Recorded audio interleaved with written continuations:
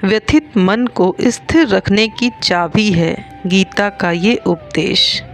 जब लोग कठिन परिश्रम के बाद भी परिणाम से संतुष्ट नहीं होते हैं, तब गीता हमें सिखाती है कि आत्मिक शांति केवल बाहरी उपलब्धियों से नहीं है, बल्कि आंतरिक स्थिरता से मिलती है।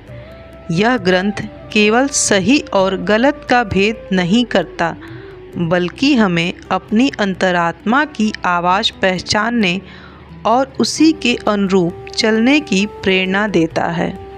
मन साफ तो दुख नहीं टिक सकता। गीता उपदेश में बताया गया है कि चित्त की शुद्धि से ही परम शांति मिलती है। ऐसे में अगर आपका मन साफ और शांत हो तो दुख टिक नहीं सकता है। व्यक्ति को नकारात्मक सोच में बदलाव करना चाहिए। इसके अलावा मन को हमेशा ध्यान और अच्छे विचारों से शांत करें। मनुष्य ही मनुष्य का शत्रु और मित्र। गीता उपदेश में भगवान श्री कृष्ण कहते हैं कि मनुष्य ही मनुष्य का मित्र है और मनुष्य ही मनुष्य का शत्रु भी है।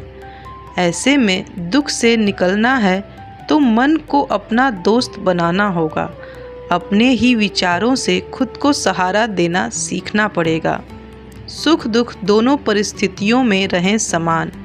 श्रीमद् भागवत गीता में बताया गया है कि स्थिर बुद्धि वाला व्यक्ति ही सच्चा सुखी होता है।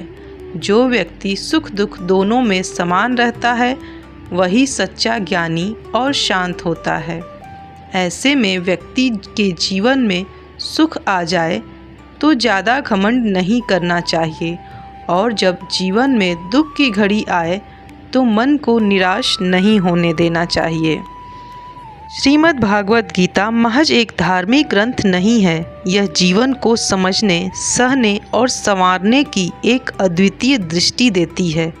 जब जीवन में चारों ओर अंधकार हो, जब दिल बार बार टूटे और जब उम्मीद धुंधली लगने लगे, तब गीता की वाणी आत्मा को थाम लेती है। यह विश्वास दिलाती है कि ईश्वर हमारे साथ हैं, बस हमें खुद को उनके चरणों में समर्पित करते रहना चाहिए।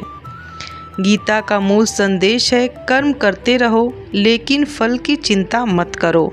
जब हम अपने कर्म में लीन हो जाते हैं तो मोह, भय और अपेक्षाओं से जो उलझनें बनती हैं, वो धीरे धीरे सुलझने लगती हैं।